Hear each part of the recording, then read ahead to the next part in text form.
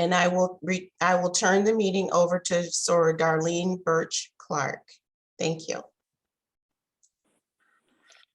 Good morning, everyone. Good morning. My name is Darlene Birch Clark. I would like to welcome you to the presentation on how to save money on your medications and how to navigate the healthcare system. The Economic Development Committee and the Physical and Mental Health Committee of the Kalamazoo Alumnae chapter of Delta Sigma Theta Sorority is presenting this informative workshop.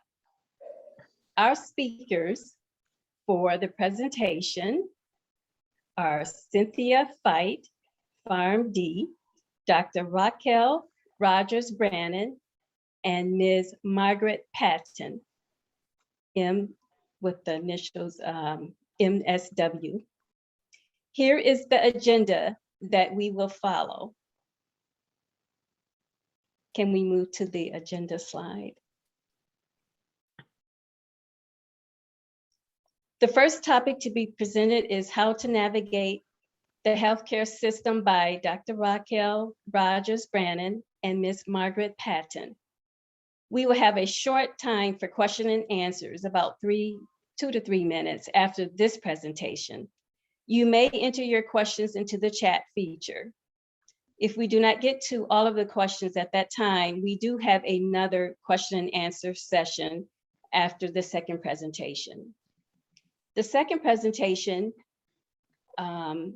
is presented by Cynthia Fight, PharmD, who will speak on the topic, how to save money on your medications. I hope everyone will find these presentations informative. At this time, I will turn the meeting over to Soror Wanda, who will introduce our speakers. Good morning, everyone. I will be introducing our speakers for today. Cynthia Fight is a clinical pharmacy specialist in the Ambulatory Care Center for Ascension Borges. She is currently practicing in 3 different primary care clinics, assisting providers with medication management, which include diabetes, hypertension, and hyperlipidemia. She also provides comprehensive medication reviews for patients and their families. Cynthia Fight. Our next speaker is Margaret Patton, MSW. Margaret is a retired community relations specialist from Ascension Borges and a psychotherapist from Delano Clinic and the state mental health system. Margaret has served on numerous community boards, advocating for equality and justice for all citizens. Dr. Raquel Rogers-Brannan is a primary care physician at Ascension Borges, specializing in internal medicine. She is also the medical director for primary care and the chair of the internal medicine department. Our presenters, I present to you. Thank you.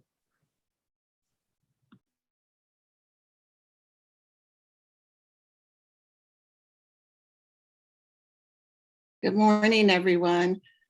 I and my soror, Margaret Patton, who is a master's of social work, will present to you how to navigate the healthcare system, how to move through the healthcare system to get the outcome and the success that you really need as a consumer of the healthcare system, and to understand where to go, how to plan your route, and how to best be prepared along the route. So we will talk from our professional experience, and we will also, some of our personal experience, because we're patients too sometimes within the healthcare system, will come out during this conversation. We hope that you will find it beneficial. The first thing on your path to navigating the healthcare system and understanding where you go from here is to select a provider. And so we often call this in the healthcare industry a primary care provider. This is the provider that will help direct you throughout the healthcare system. This is your go-to. This is really the first person that you should call when you have a medical issue or concern. Nowadays, many people can just go to a specialist and do not necessarily need that referral, but it is really important to have that primary care provider as your gatekeeper. They will then get that consult note from the specialist and understand what were the recommendations. Sometimes there's more in that note than might have been shared with you. Sometimes you may not have understood everything that was conveyed. Sometimes there's medications that are listed that is important for your primary care provider to know and understand if there's any interactions, etc. So that is really key to really have a primary care provider. And particularly in our community, there are providers that are aligned with healthcare systems. So we have two major hospitals here, and in other communities, there's many different hospitals possibly, but generally that provider will work with the particular healthcare system. It's not that you can't have a primary care provider, say at Borges, and have labs and things done at Branson, but you want to make sure that those records and that information gets to your primary care provider within that system. And it's often easier to just go to and have those referral within the same healthcare system. Also know the credentials of your provider.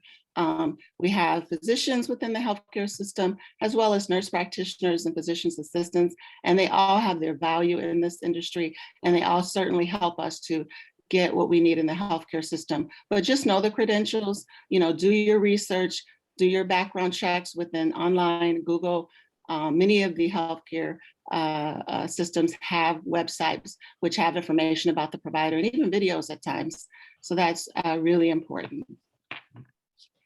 I think it's important, particularly for older patients, to have a medical doctor as their primary care physician, just because they are more experienced, they have longer training, and are equipped to address our chronic and more serious medical needs.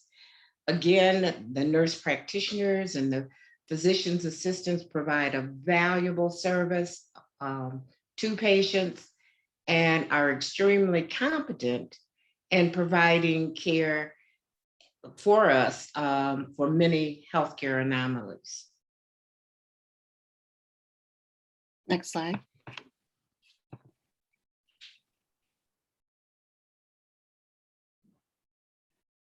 And it's really important that you try to enroll in and have access to the patient healthcare portal.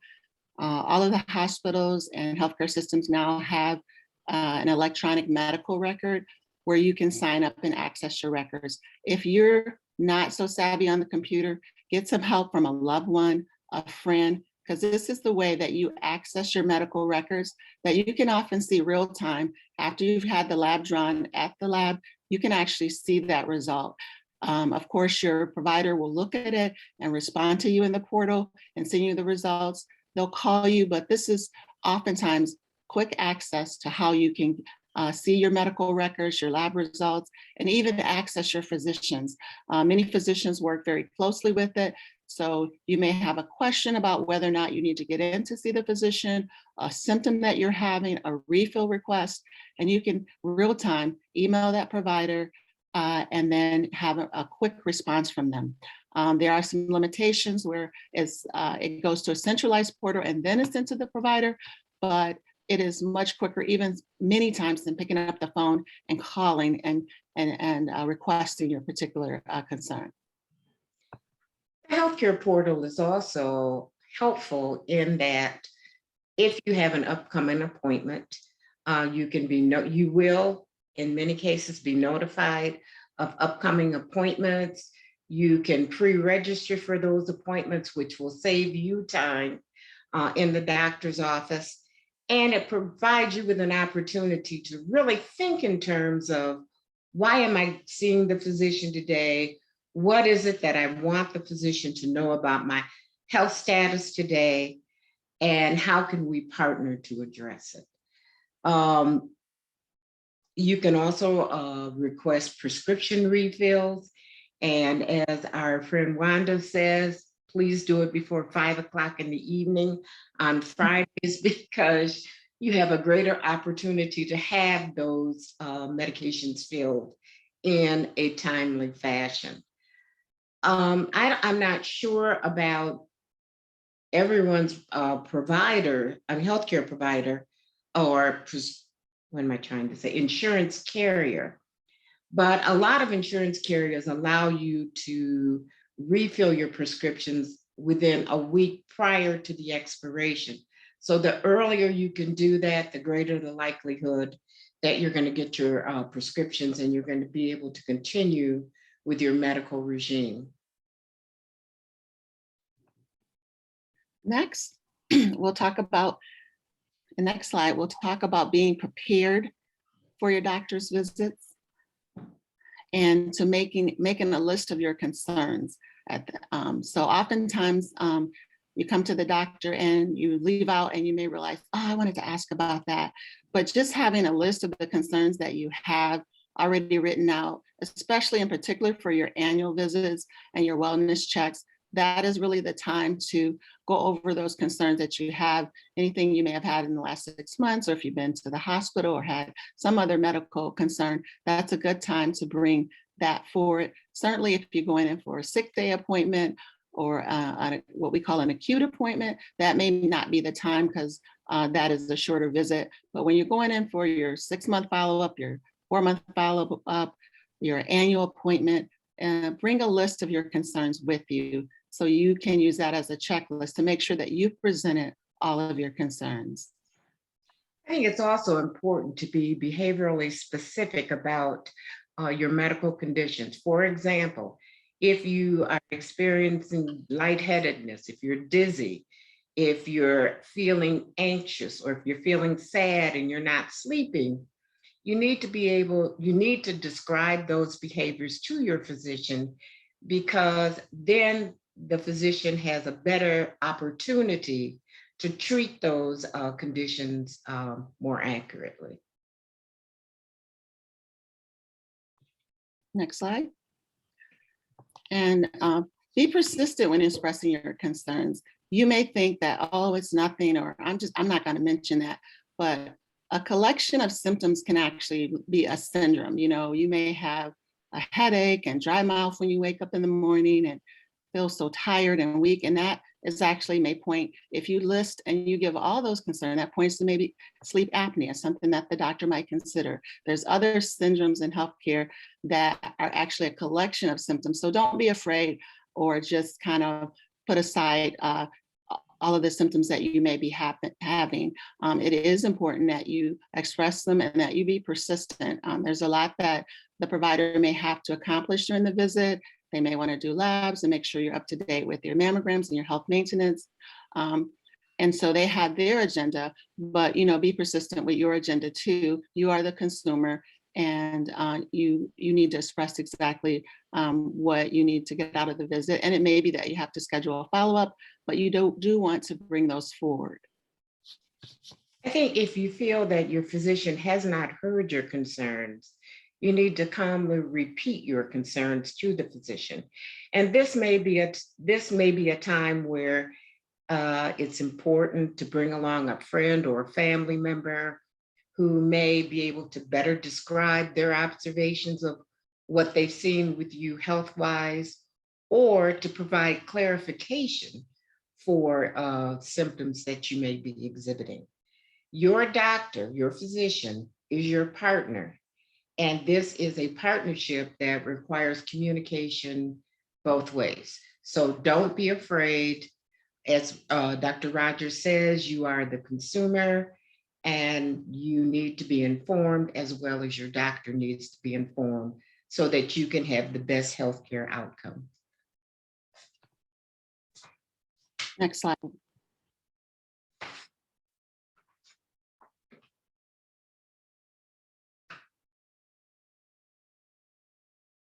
Next slide.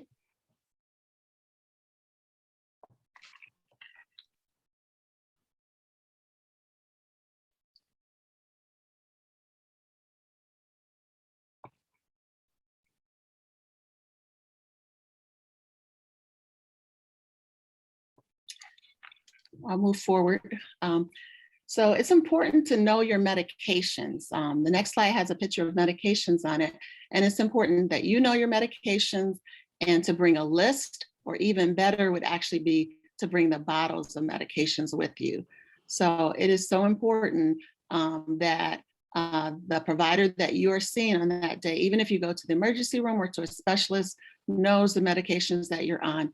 Because if they decide to start you on a new medication, they need to know if there's an interaction, possibly there's certain blood thinners that you can be on. The antibiotics will erroneously or will elevate that level. If you're on Coumadin and you're started on the antibiotics, so it's important that you always have a list of your medications, have it in your wallet, have it in your purse, or actually have the bottles with you. That was actually the best, is to have those bottles of medications with you.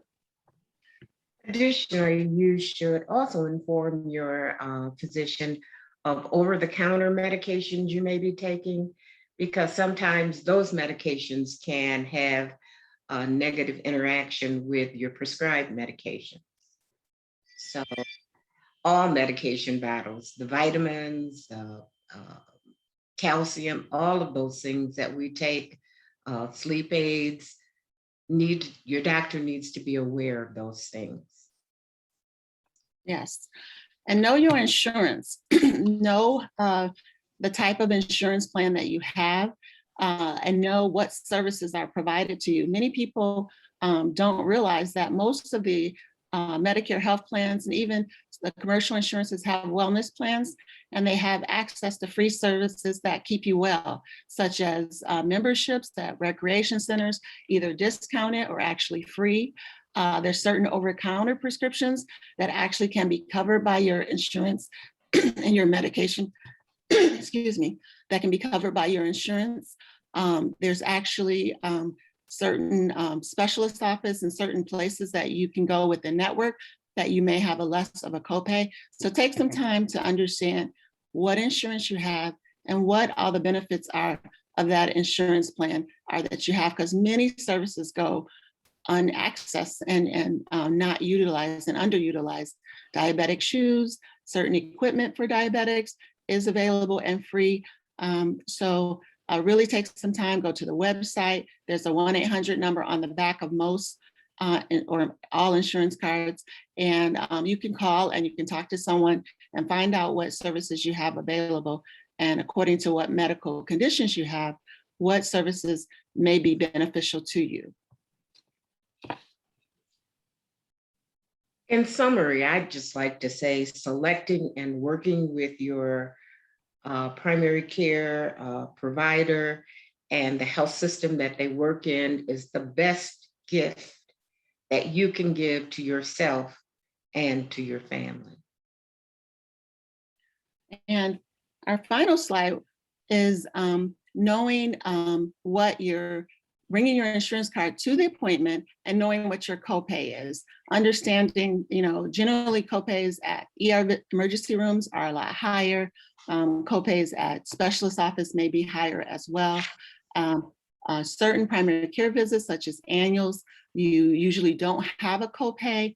So you want to access that service. That's an annual visit that you are accounted for with your insurance, that is available through your insurance. And generally there's not a copay with that visit. That's a comprehensive visit. It's usually a longer visit. That's the time when you can bring all of your concerns that you've had over the last months or last year and present those to that provider, and they can systematically address those concerns and develop a plan to really address them, and so that you have the prevention services that you need and that you have the restoration and reconciliation services that you need, whether it be physical therapy, whether it be referrals to certain specialists. So really understand your insurances, understand your copays, and most of the times the healthcare systems, or I should say all the time, they do expect you to present with that copay. So be prepared and understand when you shouldn't have a copay so that you can do the necessary follow-up, because they may not know your insurance. Thank you.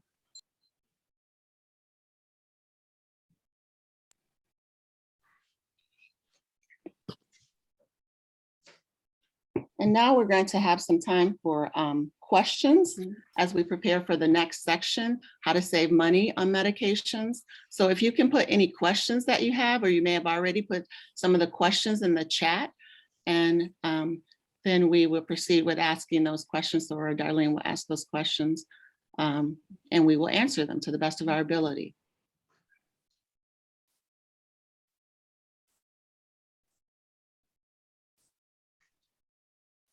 I'm waiting for questions.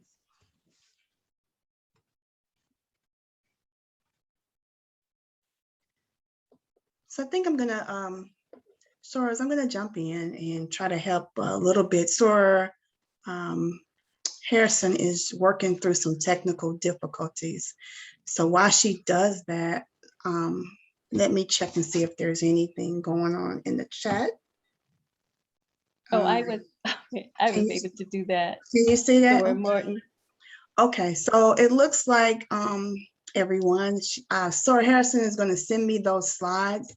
And once I get the slides for the next part of the presentation, then I will share them, because it looked like technology is working a little bit here, but you know how technology goes. So we will pause for a moment and switch those out, okay? Okay. We also So- had a raffle that we were going to do, and for some questions. So we could, we'll do that now as we allow them time to work through the technology issues. And so, so Aria was going to do that, but she is not available at this time. So I am going to start with those, some of the questions that we have. So based on, Sorry, let me just interrupt because someone did send in a question. Sora Raquel. Okay. Is it common for a primary care physician to coordinate services with a naturopathic physician? yes, it's difficult for me to say whether it's common, but certainly there are many people that see both a primary care physician and also a holistic or naturopathic physician. I personally have patients that do, and there are ways to coordinate that, that care. For example, you may get labs, which are more detailed and may not be necessarily what the primary care physician would order, but maybe it's a particular concern that you had addressed with the holistic physician and they wanted to get those labs. And so I would collect that information and also document if there's any medications or whether they be something over the counter or supplements that they purchased. And I would add that to the medication profile, and which would be impactful and important if you are getting surgery or just to understand if there's any interactions. So yes, we do work closely with them. And that is important to share with your provider that you are seeing a naturopathic physician and you would like to have some coordination of care. Also, you may, sometimes I have veterans who are seen at the Veterans Health System, and I'm also their primary care physician. They are seen at the Veterans Administration, say, because they have benefits there and they can get things and services there a lot more cost effective. And so I and other providers will coordinate that care as well. And it's just important that wherever you go, don't not share that information. Make sure your provider, the primary care provider, has that information. I know I'm okay. Many of them are okay if you see others. It's just important to really have a comprehensive record of all your medical access and the places that you go to seek medical care in one space so that they have those records as a part of your medical record. So don't think that, people feel any kind of way if you see other providers that are in the healthcare system. We have another question as well. Are there some recommended holistic physicians in the area? What they're trying to say, are there some doctors who recommend holistic physicians in the area? If I got that correct. It's difficult for me to answer that question if it's about if there are doctors that recommend it. Or maybe, let me just reread it again. Are there some recommended holistic physicians in the area? I don't have particular ones that I recommend. I know there are a host of them in the area and in the outlying areas. And there again, just do your research. and understand what their background, their training is in. And then it can be used as a value depending on what your particular concern is that you address to them, or if you just go to them for a comprehensive visit. I don't have a particular one that I recommend. I come from, I trained in medical school 20, 30 years ago. So there were not many, and we didn't get that sort of information in medical school. So I think now that a lot of the younger physicians, they may have some training and some knowledge of those providers in the area. But I don't, but I do have several patients that do go and see naturopathic physicians, and we work together. Okay, and one last question. Well, at least for the moment, if you feel your physician is not addressing your concerns, when and how do you move forward? I think if you feel that your physician is not addressing your concern, you need to bring it back to the fore with your physician. You need to let them know that this issue is important to you. You'd like to discuss it. And if they are not willing to discuss your healthcare issues with you, then perhaps it's not a good patient-physician match. I mean, your physician has to partner with you for your healthcare in order for you to receive the best healthcare that you can. And as African Americans or other minority groups, we have experienced inadequate healthcare because physicians have not listened to us, or they've minimized complaints. So be persistent, let them know that it's important to you. And I had a situation like that and had to change physicians, but it's important. You're important. And if you don't advocate for your healthcare, no one else will. Okay, thank you.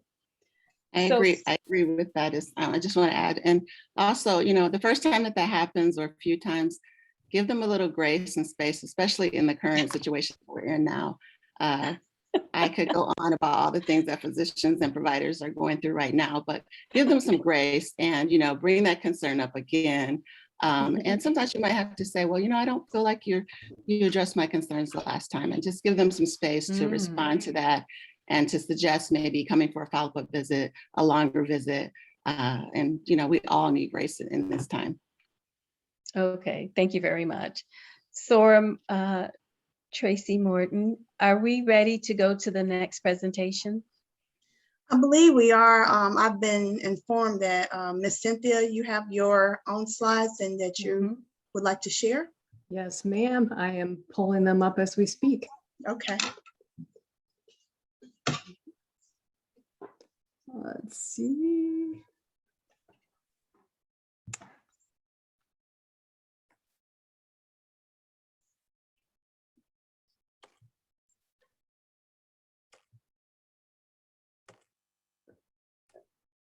There we go.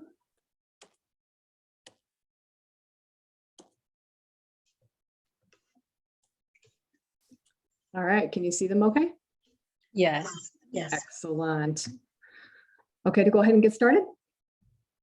Yes. Fabulous. Good morning, everyone. Thank you for the opportunity to be here. Obviously, my camera and Zoom are not functioning correctly, so I'm going slightly incognito with no visual, so my apologies. The title of my presentation is Medications, How Low Can the Cost Go? And sometimes not as far down as we'd like, but we'll see what opportunities exist out there.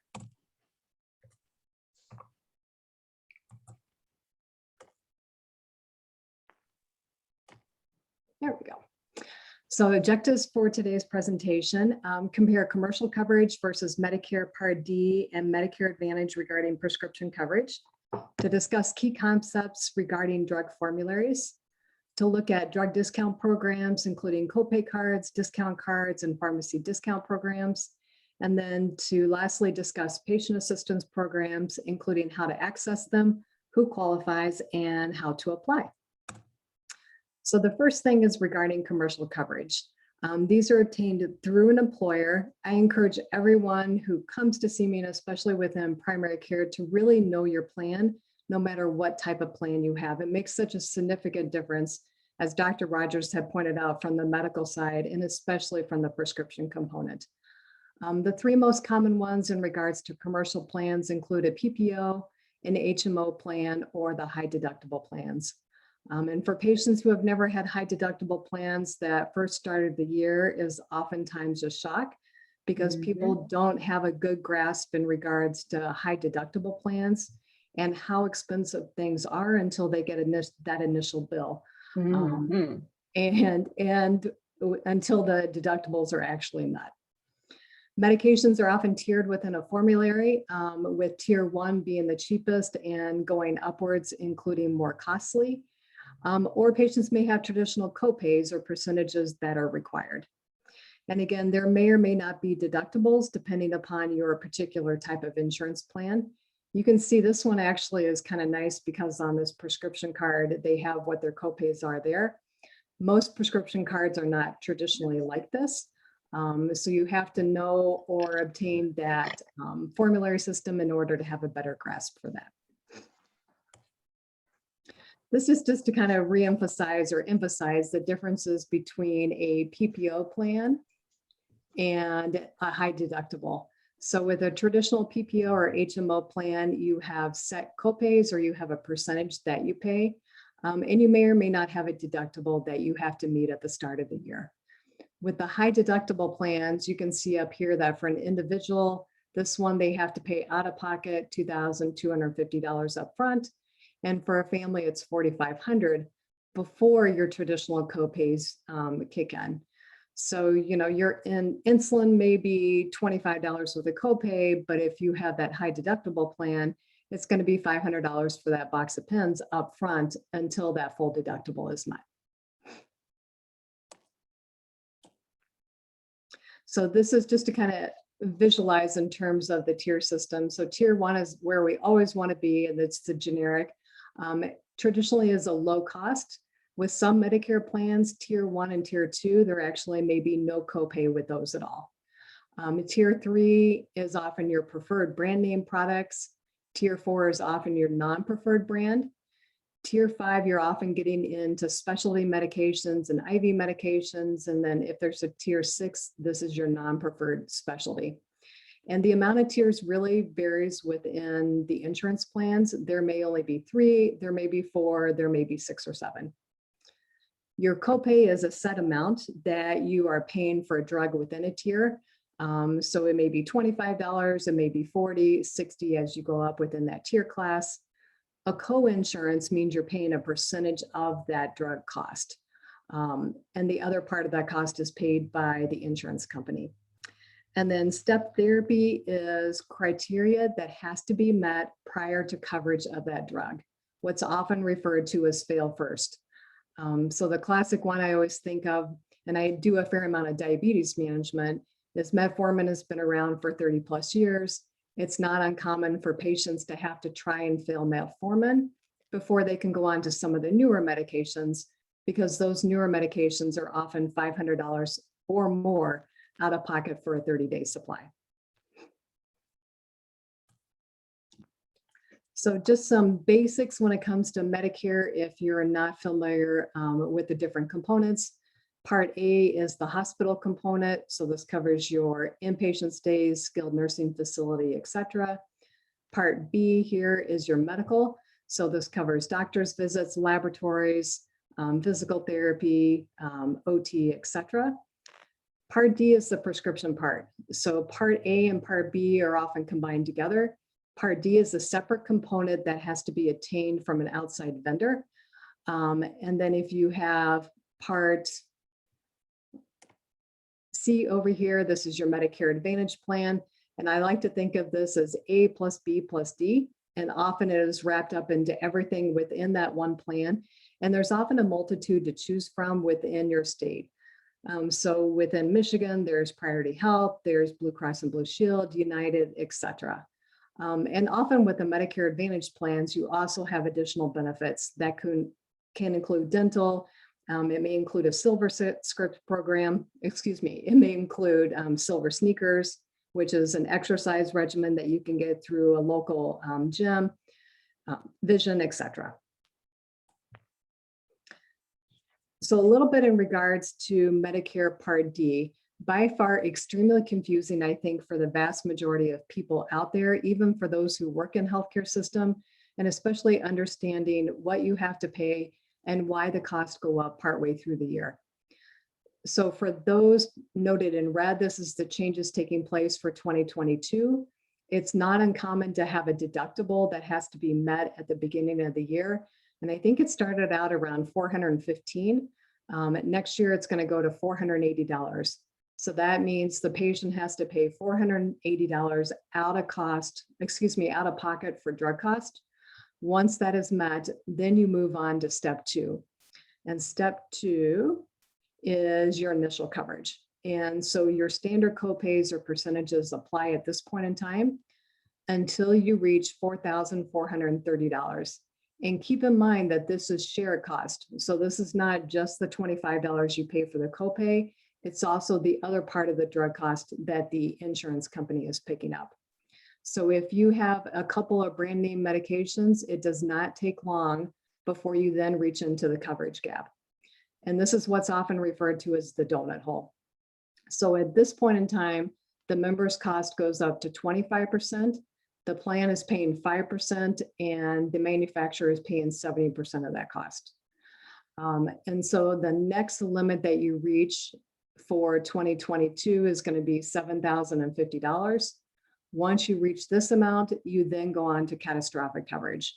And you're either paying 5% or the greater of $985 for brand or $395 for generic. Most of the time when people reach that catastrophic coverage, you're looking in the fall season, so October and November.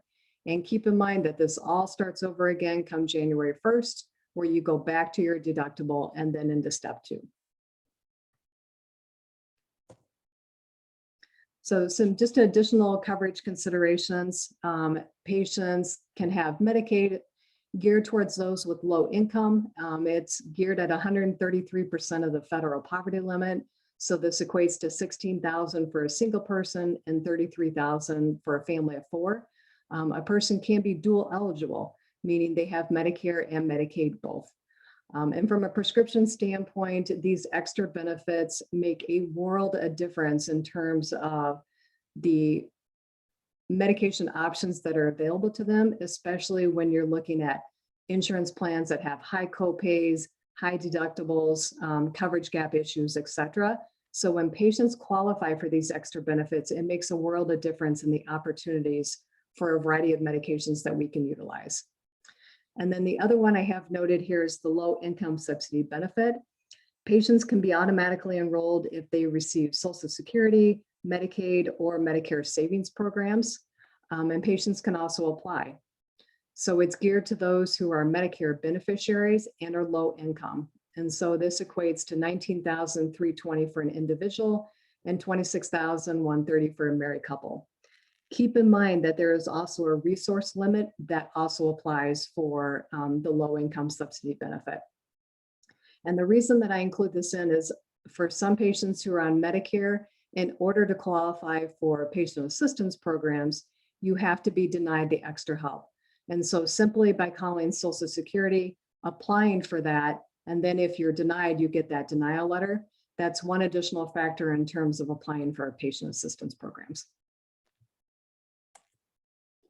And then this is just to kind of show you the difference from a copay perspective.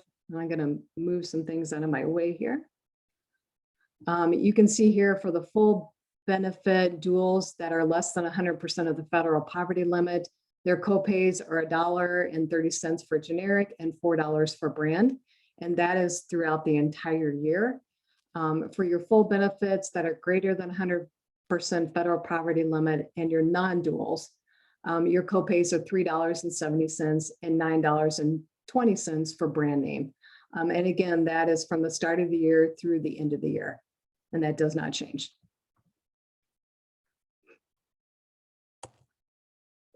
So formularies, probably the nemesis of providers and the nemesis when it comes to patients, because from the provider perspective, we don't necessarily know what your formulary is in order to know what medications to be able to prescribe. And Sometimes it often becomes a guessing game, especially when there's a multitude of drugs within a class. And so you find that most providers usually have ones that they go to or that they're comfortable with within a particular class. And when that drug is not covered, then it often becomes a challenge trying to figure out what drug is covered in order for the patient to be able to obtain. So I always encourage people, if you don't have a copy of your formulary, call the customer service number on the back of your card and obtain the formulary. Ours with Ascension Borges is through Smart Health. It's online, it's readily accessible, and it has a fabulous key that kind of guides you in terms of trying to understand what's covered, what's not, and what requires additional information or steps to go through to obtain that medication. So you can do, your provider will love you if you're able to provide them a formulary, so that way it can kind of help guide them in terms of what medications are covered. Plan exclusions. I highly encourage people, when you are looking at your formularies, know what drugs are excluded.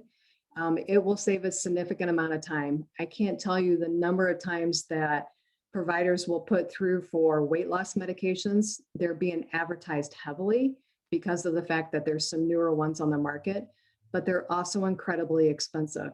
And as a result, these are often medications that are excluded from a plan. And when the provider prescribes them, they go to the pharmacy, it then goes to the insurance company, and it comes back requesting a prior authorization. That prior authorization is then done by the office, and it comes back denied because it's a plan exclusion.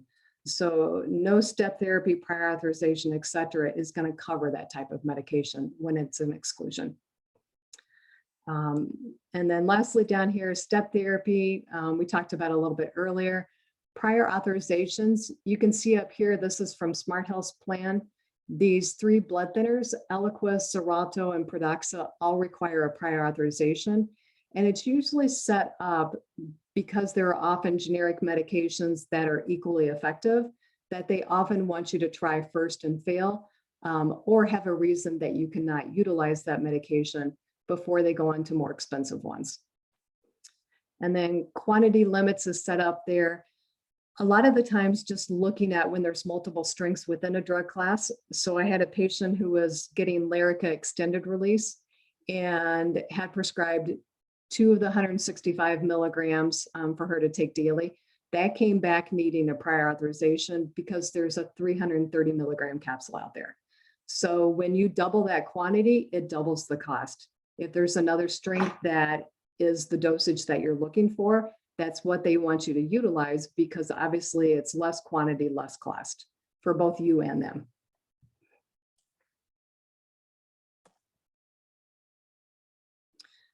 Just some other caveats in regards, this is again Smart Health's formulary. This one was in regards to insulin for a patient. She had been taking Lantus, the formulary changed and now required a prior authorization. Simply by switching her to Basaglar, it reduced her cost from $100 down to $10, also with the help of a copay card as well too. So again, formularies can make a world of difference in your cost, as well as helping your provider know what to prescribe.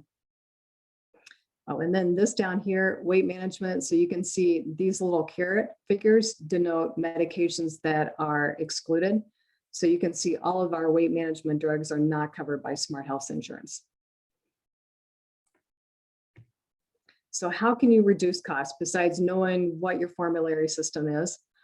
Use generic products. 80% of the time, there is often a generic medication within a drug class that can be utilized if there's not a contraindication, and often is much more significantly cheaper compared to those brand name medications. You know, just some examples, antihypertensive drugs, high cholesterol medications, diabetes, mental health in terms of antidepressants, antipsychotics, things for bipolar, schizophrenia, birth control, ADHD, allergy, pain management, antibiotics, glaucoma, GI disorders, mental health, and so much more. There are generic medications with all of these different classes. If you're being prescribed a brand name medication, or you go to the pharmacy and the cost is too high, come back to that provider and ask if there is a generic medication that can be used. It's not always necessarily their first choice, but it can often be equally effective and result in a lower cost for you.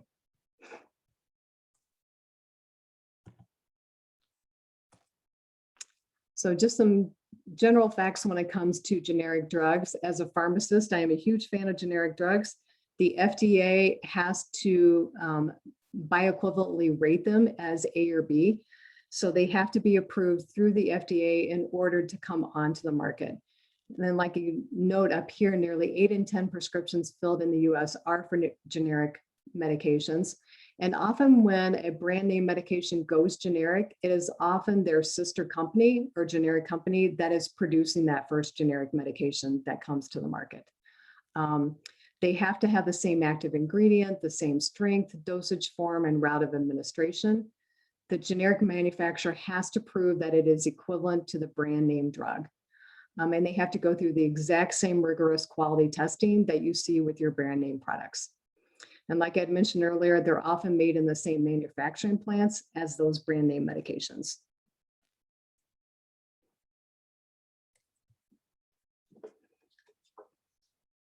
So discount programs, one of my favorites is GoodRx. And if you're not familiar with it, I highly encourage you to take a look at it.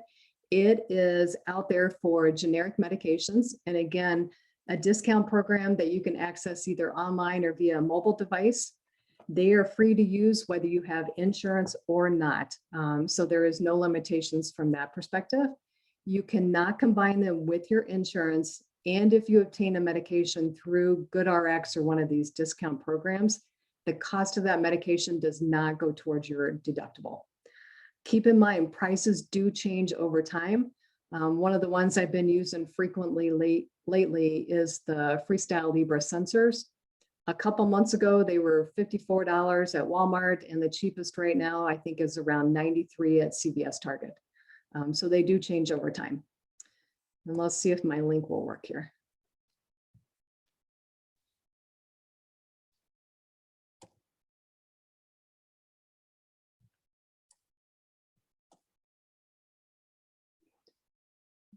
Do I need to stop sharing in order to flip my screen?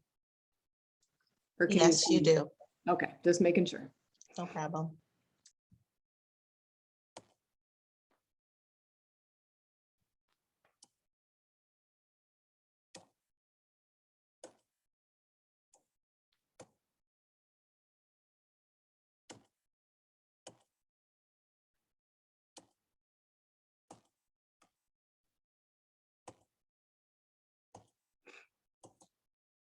All right, so to give you an example, inhalers are incredibly expensive. And so they are not, it's not uncommon for them to be approximately $350 out of pocket. So I'm going to type in Advair because it's one of the ones that have recently gone generic.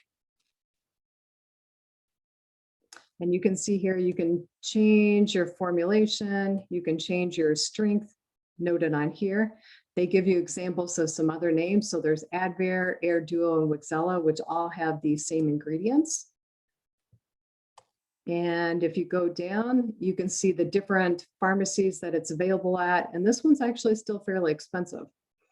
So the lowest one on here is Kroger's at $90.23. But if we come back up here and change this to Air Duo, you will see that as we scroll down, CVS has it at $33.33. The strengths are a little bit different, but they're bioequivalent to the Advair. And if you wanted to utilize this, you would click here to get your free coupon. This is what you would show to the pharmacy in order to get that discount. And compared out of pocket, it's a little over $120 or $130 for the Air Duo without GoodRx. So these discount programs can make a huge difference in terms of reducing out-of-cost copay, or especially if you don't have insurance.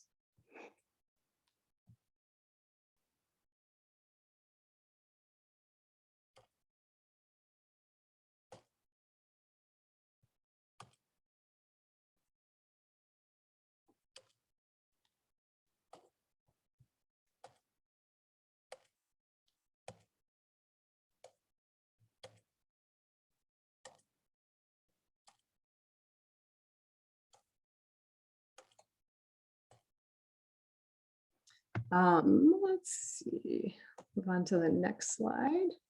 Other savings programs, there's RX Saver and Single Care, which are very similar to GoodRx. My Freestyle Libre program has a free trial voucher for the Freestyle Libre 14-day sensor or the Libre 2.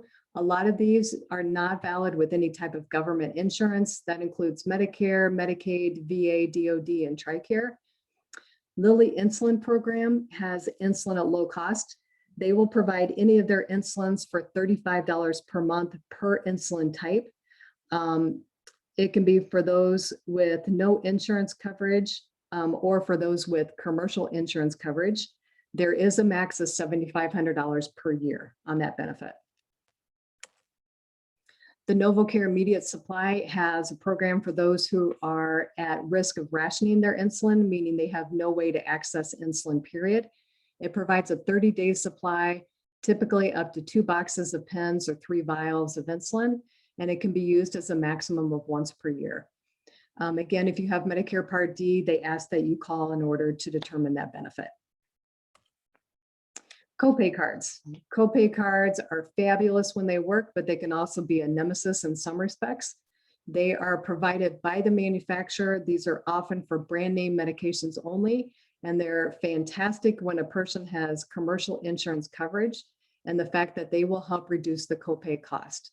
They only make a small dent in the cost of that medication, so they are not geared towards people who don't have insurance. And again, they don't apply towards any type of governmental insurance. They usually have a maximum benefit per month. They can be used monthly, and often they're only valid for 1 to 2 years at the most. So just to kind of give you some examples, in Tresto here, you can get the medication for $10 for 30, 60, or 90-day supply. They do have a max savings of $32.50 per year. Not valid if you have insurance that does not cover the medication. And again, not valid for if the insurance does not cover that medication, you have no insurance coverage, or you have government insurance. Pradaxa can be as little as $0, again, a maximum savings per year. And again, it's only useful for those with commercial insurance coverage.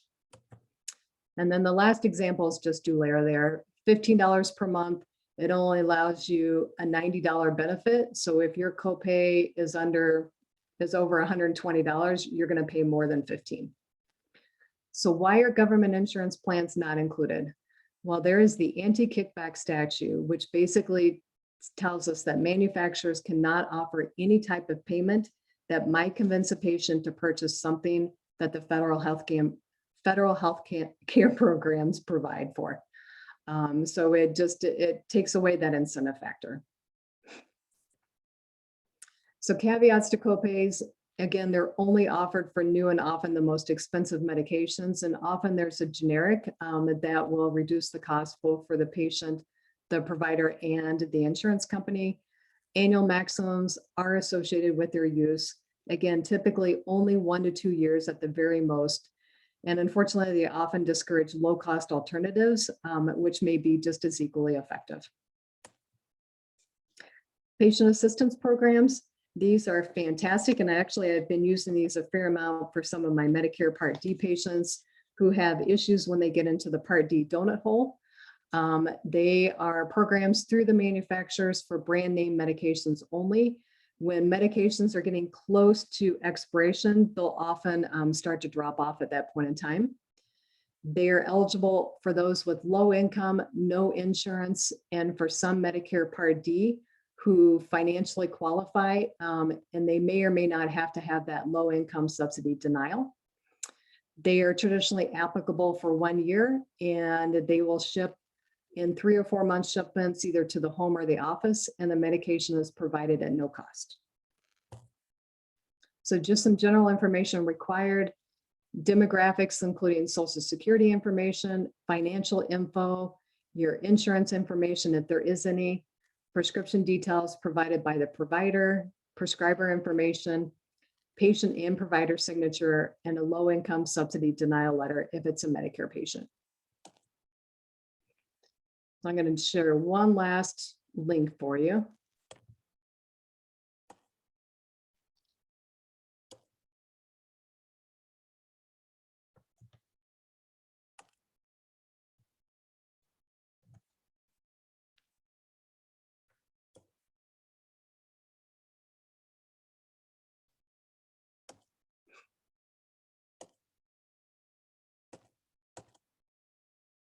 Can everyone see this okay?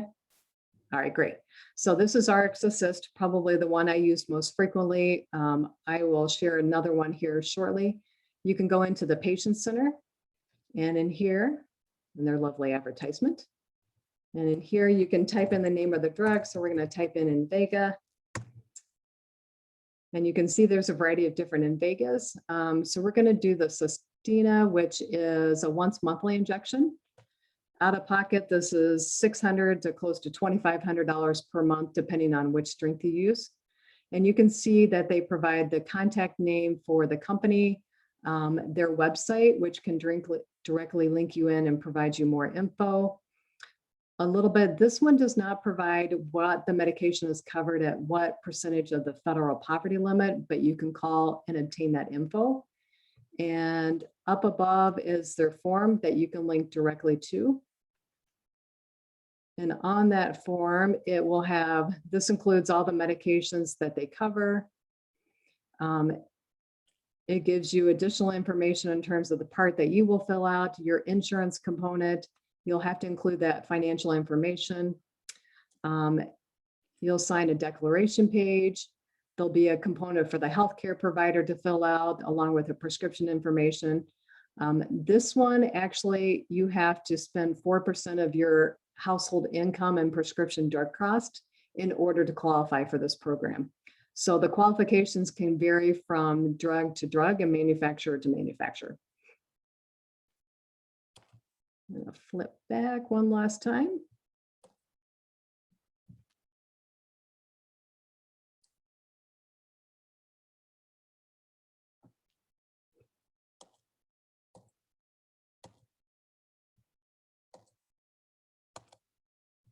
Yeah, let's go back to where I was.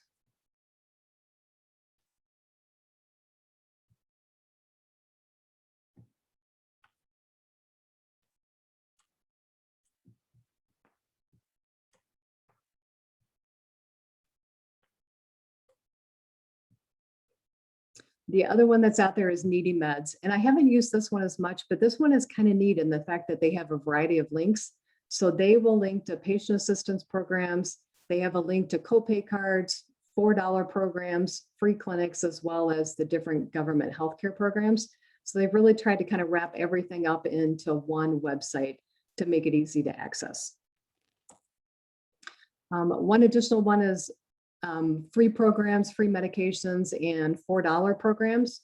So you can see Myers, unfortunately, when they took away their metformin and atorvastatin, I was crushed because we had so many patients who were on those medications, and it allowed no cost for them. They still continue to have some select antibiotics and prenatal vitamins. D&W over here, this is a list of their free medications that they offer. So it does include metformin and a few of the diabetic medications. Walmart's $4 program has expanded, and so they have a variety of medications. You can access it online. So you can see these here for $4, a few of the diabetic medications that they offer at $9, and then one that they offer at $15. There is a discount if you do obtain it for a 90-day supply versus 30. And then D&W has a fair number of medications that they offer for $4 for 30 days and $10 for a 90-day supply. And again, both of these are on their websites. And then last but not least, I'll put a plug in for Ascension. They do have a patient medication assistance program. It is a team of individuals within the pharmacy component that is looking to help patients afford medications. A lot of their work is getting people signed up for patient assistance programs. Their contact info is listed here. You can also obtain info from your primary care provider if you see an Ascension provider. And then both Bronson and Borges have clinical pharmacists embedded within the primary care offices.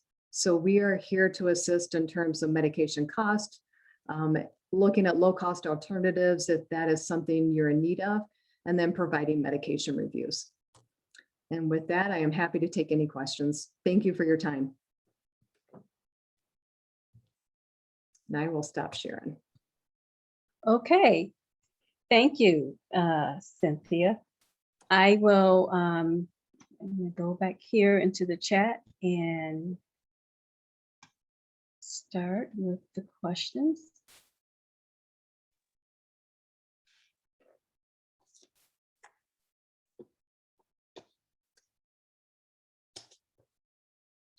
So one question, can you use GoodRx if you do a mail order for your medications? Not that I'm aware of, because if you do mail order, it's often linked to a separate mail order pharmacy that is connected with your insurance program. So, no. Good question. Okay. That is a good question.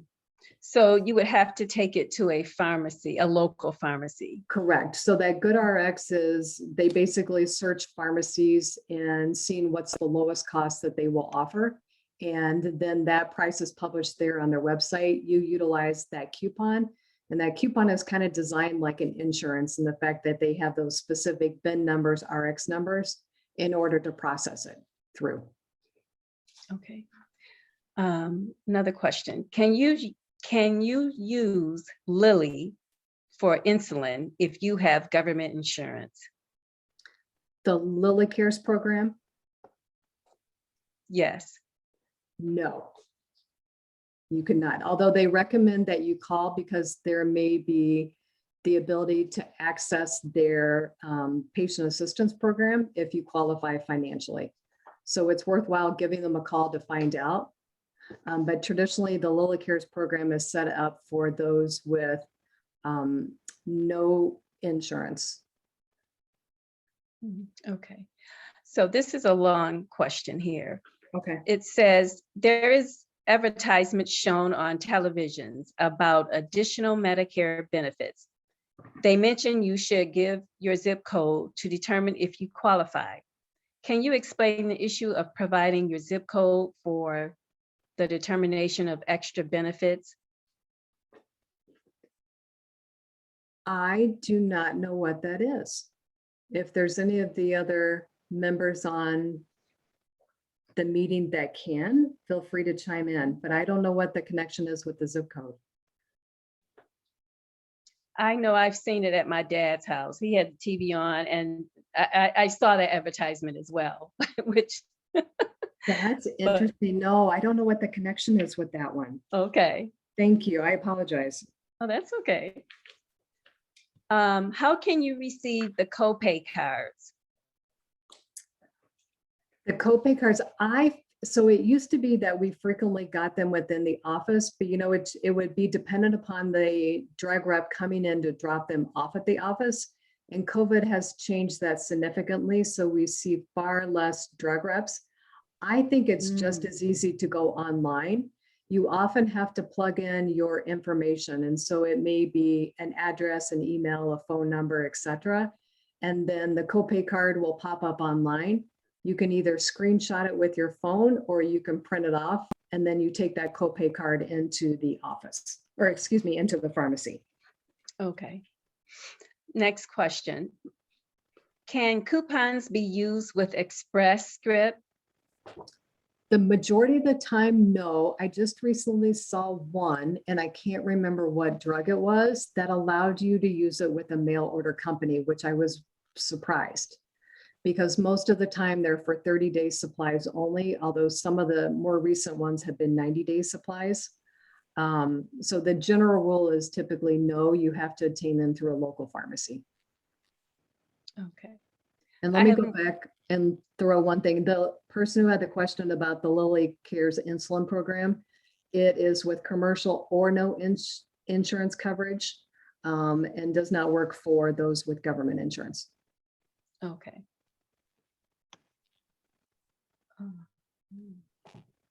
I would also like to comment is that just be familiar with the website. Some medications are very expensive, particularly like the blood thinners that come out. If you have a heart condition and you have a stent, immediately the cardiologist will put you on a blood thinner, and they have sort of their go-to, and it may be exactly the one that's not on your formulary, but the other one is equally effective. And just as Cynthia said, do look at your formulary because they can be very expensive, like $200 and $300 copay a month. Also, don't be afraid to apply for the patient drug assistance programs. I know of retired professionals who do become eligible for those programs, even with their income and any access you have, because the cost of the medications are so expensive. Just if they were just bought without insurance, they can be like $2,000 and $3,000 a month.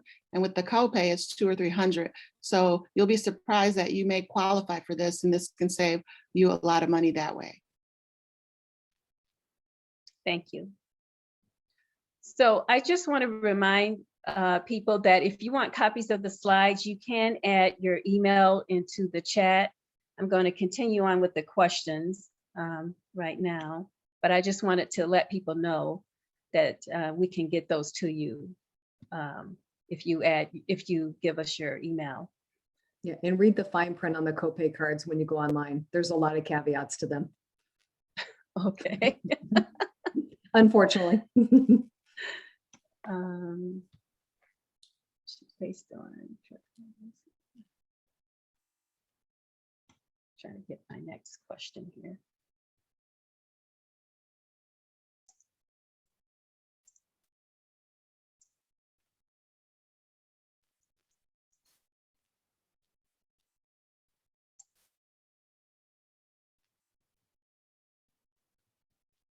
Is it often less expensive to use GoodRx rather than your own insurance for some medications? Most definitely. It is worthwhile for generic medications, it is worthwhile to check. And I've seen that especially for Medicare's, sometimes their copays are a little bit higher. It's always worthwhile to check GoodRx. Okay. Well, that's Just good keep to in know. mind, it does not go towards your deductible though. So when you say deductible, do you mean the overall deductible, or do people have deductible for just insurance only? Medical prescriptions. So Only. if they have a deductible to meet at the beginning of the year, it would not apply towards those. Obviously, if you're wanting to apply for a patient assistance program and you have to pay a certain percentage of cost it would apply towards that though, if you're applying out of pocket. It's usually towards deductibles that it's not going to make a difference on that because it's not going through your insurance where it's going to meet that deductible requirement. Does that make sense? Yes. Mm-hmm. Okay. But yes, it's often worthwhile to look because sometimes it is definitely cheaper through GoodRx than through insurance. So I'm trying to make sure I see all the questions. One question is about the tier drug levels. Mhm. If you have a percentage copay for medications, if you have to get a higher tier level drug, does that copay amount change or is it the same? Like if it's 30% for all your prescriptions? If you're paying a percentage, the cost of that medication can change over time, which means your cost can change over time. If you have a set copay through your insurance company, then that copay is set for the calendar year. So yes, percentages can change based on the cost of the drug.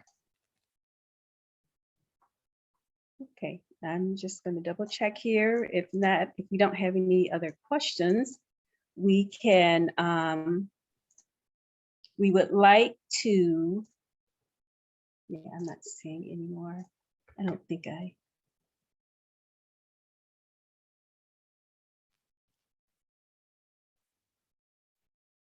Yeah, yep, I don't see any more questions.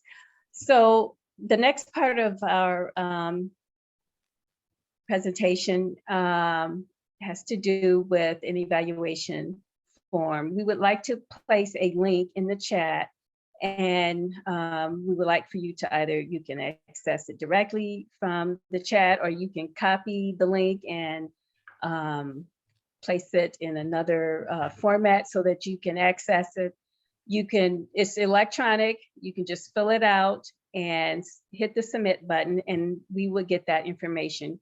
We would like to get your feedback because we would like to know ways that we can improve our presentations, as well as know what type of community programming we would like to do in the future.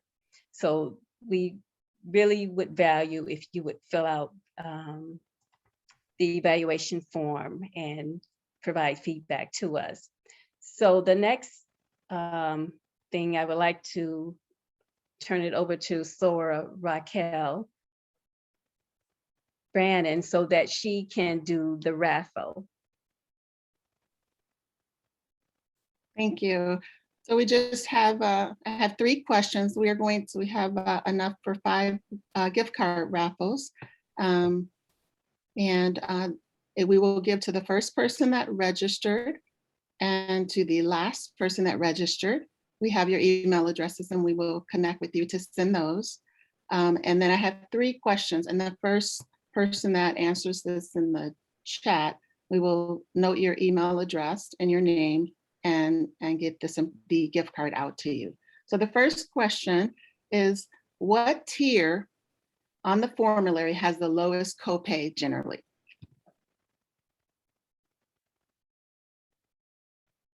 Okay, I see Melinda Steverson. Thank you. She was the first person to say 1, and that is correct. And then the next question is, who is considered your gatekeeper in your navigation through the healthcare system? Who would that be? Who is considered the gatekeeper in your navigation through the healthcare system?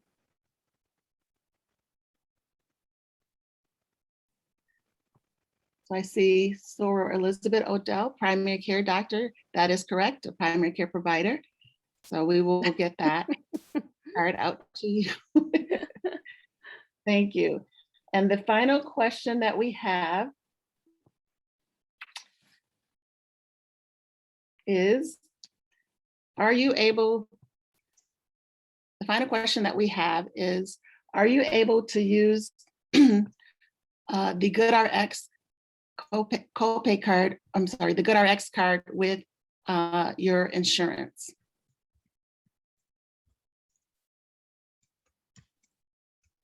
And we have a gift card already for Melinda Steverson, so it would be Kathy Wortham.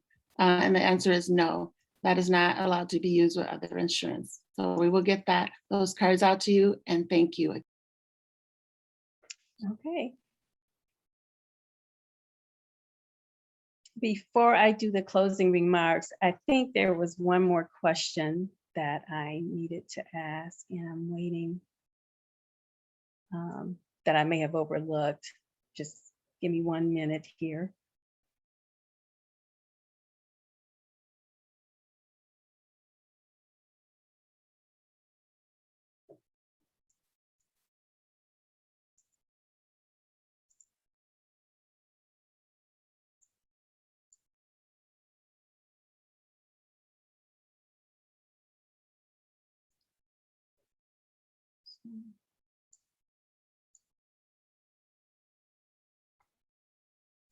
Okay.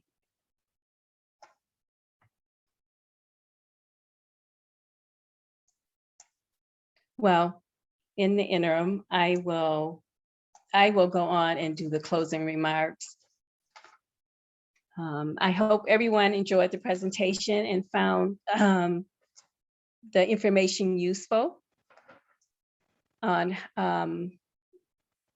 I would like to thank you for attending How to Save Money on Your Medications and How to Navigate the Healthcare System. I would like to thank you for attending the workshop, and I would like to thank our speakers, Cynthia Fight, Dr. Raquel Rogers Brannon, and Ms. Margaret Patton. Please remember to copy the link of the evaluation form, which is in the chat, because we would like to get feedback on this presentation. This information is helpful in planning future community events. This concludes our presentation. Thanks again for attending. Or Madam President, would you like to have remarks? Oh, thank you. Thank you. I just want to say Thank you so much to the Physical and Mental Health Committee, as well as our Economic Development Committee, for what has been so informative. I'm going to take a lot of this information right back to my parents and make sure that they have this as well. So thank you to everyone that attended, and we hope that you have a wonderful day. Please stay tuned for the rest of our events that are either on our chapter website or our Facebook account, and we look forward to seeing you again. Thank you. Thank you. Thank you for attending, everyone.